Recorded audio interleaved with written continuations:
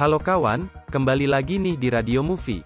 Hari ini kita akan membahas alur cerita film yang bergenre action, kriminal, dan thriller. Film ini tentang sekelompok orang yang mencuri emas di Italia. Film ini disutradarai oleh Gary Gray. Penulisnya Troy Kennedy dan Donna Powers. Pemeran utamanya Mark Wahlberg sebagai Charlie, Charlize Theron sebagai Stella, Donald Sutherland sebagai John, Jason Statham sebagai Rob, Seth Green sebagai Lil, Yasiin Bey sebagai Lev-Ir, dan Edward Norton sebagai Steve. Film ini di IMDb diberi rating 7. Lanjut ke cerita yuk. Film ini diawali seorang ayah yang bernama John sedang menelpon putrinya yaitu Stella. Sesudah teleponan itu selesai, dia bertemu dengan seorang pria. Mereka sedang merencanakan sesuatu. Di sisi lain, ada dua orang pria yang mengajak ke suatu tempat. Satu orang sedang membaca buku. Ada satu orang lagi memasuki ruangan yang di atapnya terdapat lukisan. Pria-pria tadi bertemu dan menaiki speedboat bersama. Salah satu pria mengoperasikan laptop yang sedang melihat denah ruangan, dari tingkat presisi, kemiringan, dan lain-lain. Mereka semua sedang berada di Italia. Pria yang di dalam ruangan sedang menuangkan suatu cairan.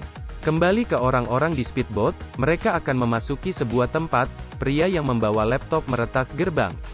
Mereka memasuki suatu tempat, pria yang membawa laptop memberitahu pria yang di dalam ruangan.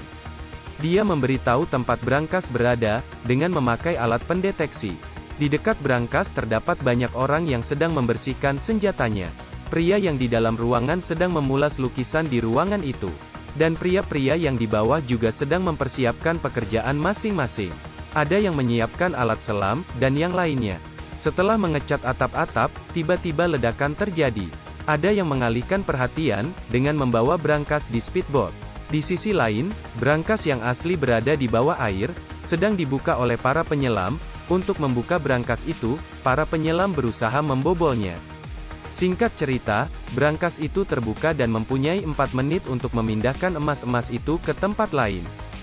Dua orang di speedboat berhasil melumpuhkan kejaran orang-orang yang mengejarnya.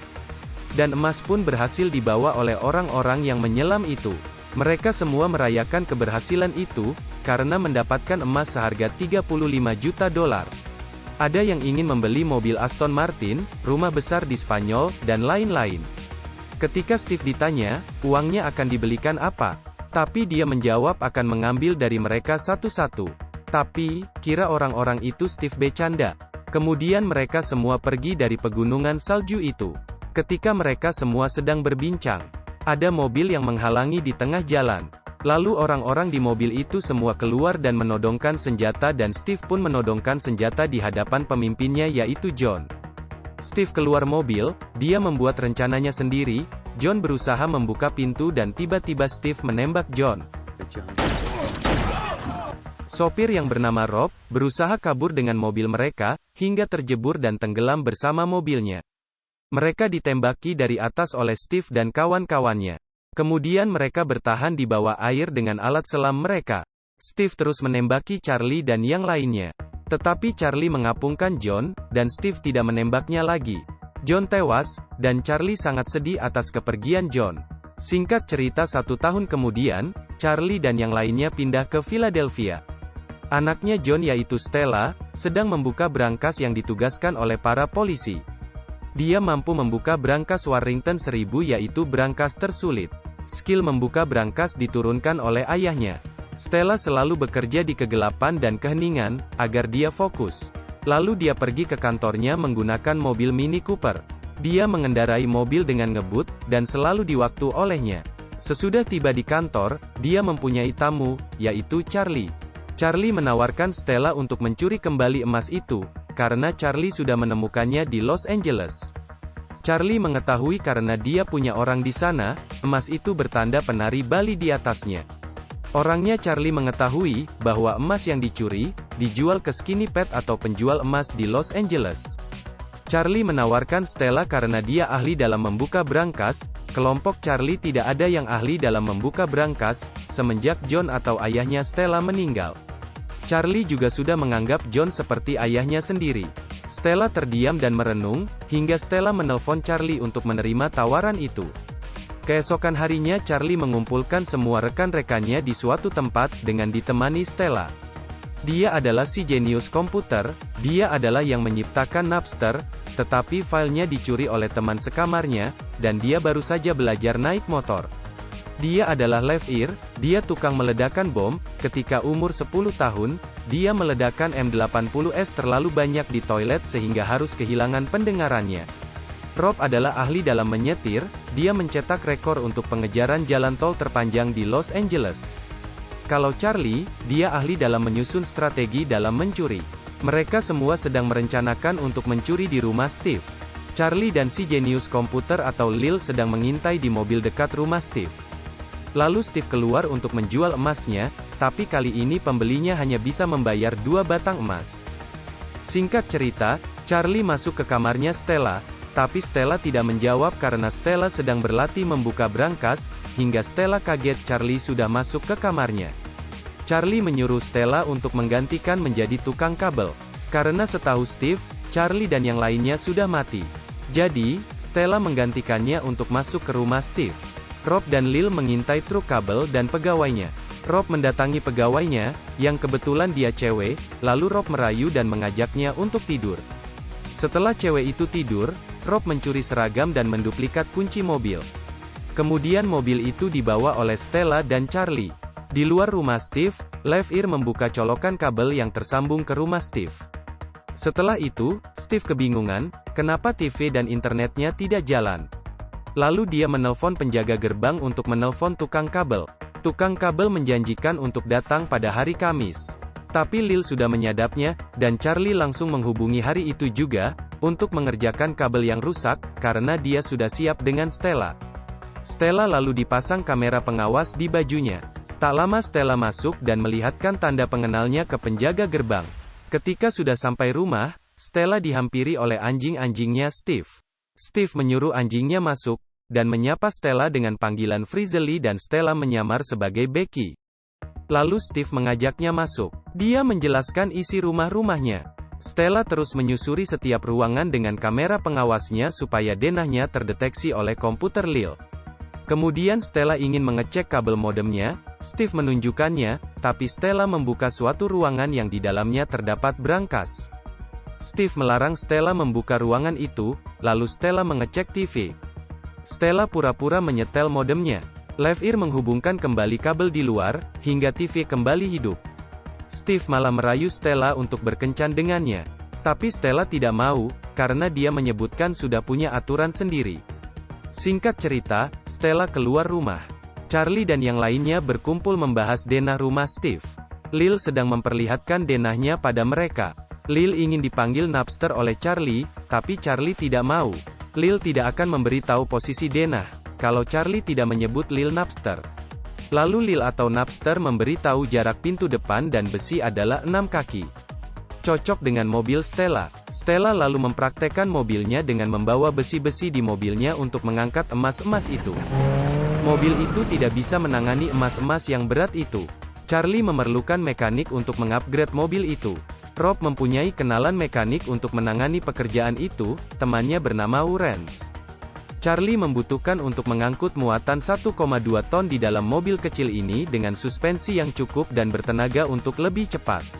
Charlie membuat kesepakatan ini dengan Urens, dan akan memberikan upah sebesar $10.000. Sementara Lil sedang meretas kamera pengawas lalu lintas, dia gagal dalam percobaan pertama, namun dia terus berusaha hingga berhasil. Lalu Lil mencoba dipraktekkan mengotak-atik lampu lalu lintas. Singkat cerita, ketiga mobil sudah di-upgrade dan diuji coba. Sementara, Steve datang lagi ke toko emas untuk menjual emasnya kembali. Tiba-tiba si pembeli emas itu keceplosan bicara. Dia menyebutkan pencurian emas di Italia dan emas yang bergambar penari Bali. Sontak Steve kaget dan memukul si pembeli emas lalu menembaknya menggunakan pistol. Kemudian seseorang datang ke toko emas itu. Dia adalah saudaranya si penjual emas. Charlie dan Lev-Ir datang ke tempat golf untuk bertemu dengan pria yang bertubuh besar dan berambut panjang. Charlie dan Lev-Ir ingin membeli perlengkapan peledak. Kemudian seseorang yang pernah bekerja dengan si pembeli emas dibawa ke tempat barang bekas dan ditanya oleh Maskov. Dia menceritakan bahwa ada orang yang menanyakan emas itu, yaitu si pria yang bertubuh besar itu. Langsung Maskov mendatangi pria besar itu ke tempatnya dan membawa kapak yang sudah ada darahnya. Charlie dan yang lain sedang berdiskusi untuk perampokan di rumah Steve. Rencana perampokan malam hari. Malam hari tiba, Steve dan yang lainnya keluar rumah menggunakan mobil. Lalu ketiga mobil masuk, sialnya tetangga Steve sedang melakukan pesta.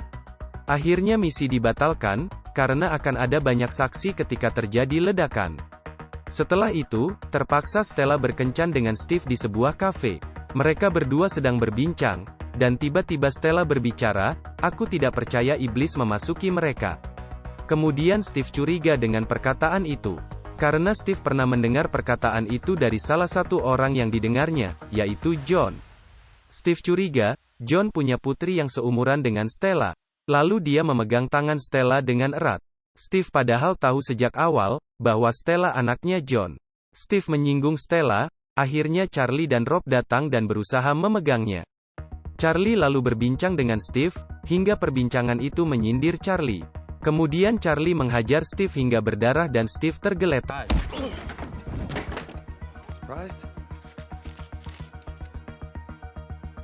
Mereka semua berencana menyingkirkan truk lapis baja yang akan membawa emas dari rumah Steve.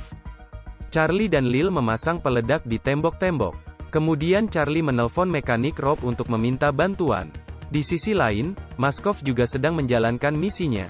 Lil bekerja di balik komputer untuk mengatur lalu lintas di perkotaan. Charlie, Stella, Rob, dan Levir menunggu di mobil. Urens ditugaskan juga mengatur jalan. Steve mengawasi dari helikopter, kemudian tiba-tiba 3 truk lapis baja datang. Lil tidak bisa mengatur truk itu jika truknya ada 3. Lalu Charlie bilang, ikuti salah satu truknya, dan pantau Steve dari helikopter. Pasti Steve tidak akan mengalihkan pandangan dari emas itu. Ketika 3 truk sudah berangkat, Lil melihat di kamera pengawas dan menyelidiki truk yang ada muatannya. Kedua truk di depan kosong, dan Lil mengecek dengan komputer, bahwa truk di belakang yaitu nomor 128 ada emasnya, karena beratnya. Lil membuat arus lalu lintas kacau dan macet. Dia meretas operator lalu lintas. Truk 128 diarahkan oleh Lil melewati mobil Charlie dan yang lainnya. Setelah truk itu sudah lewat, Charlie dan yang lain pergi ke jalur kereta bawah tanah. Charlie dan yang lain berusaha untuk melewati kereta yang sedang melewat. Hingga ketiga mobil itu berhasil lewat dan Lil meretas kereta bawah tanah itu. Ketiga mobil berhenti di rel kereta bawah tanah. Mereka semua mengeluarkan koper dari mobil. Levir sudah memasang peledak sebelumnya. Ketika jalanan macet, dan Lil mengaktifkan lampu merah.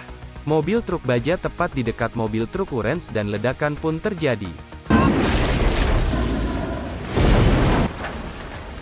Mobil jatuh dan berada di terowongan bawah tanah. Rob menembakkan asap ke sopir mobil. Bagasi mobil truk itu dibuka oleh Charlie. Ternyata brankas itu bukan Worthington 1000.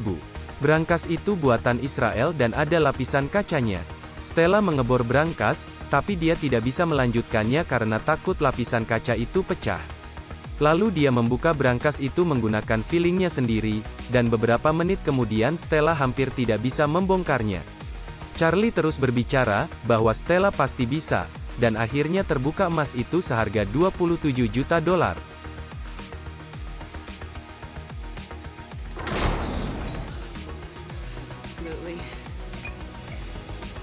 Lalu emas itu dipindahkan ke mobil. Sementara anak buahnya Steve masih mengejar ke terowongan bawah tanah itu. Sesudah selesai memindahkan emas, ketiga mobil bergegas, dan anak buahnya Steve mengejar. Tapi di perjalanan berhasil dilumpuhkan oleh Rob. 3 mobil keluar terowongan dan Steve mengejar dari helikopter. Rob dan Stella pergi ke sebuah tempat, dan Steve mengejar Charlie. Charlie membawa Steve masuk ke gedung parkiran dengan Steve membawa helikopternya. Charlie berusaha kabur dari Steve yang menghalangi menggunakan helikopter. Tapi Charlie berhasil dan baling-baling helikopter itu mengenai mobil Charlie. Steve keluar dari helikopter dan mencuri mobil orang lain. Rob dan Stella masuk ke gerbong kereta yang sudah ditunggu oleh Urens. Charlie masih dikejar Steve. Ketika Charlie memasuki mobilnya ke gerbong, Steve menguntit dari belakang gerbong. Charlie dan yang lain pergi hanya ada Orange di gerbong, dan Steve mendekatinya, dengan menyogok Orange.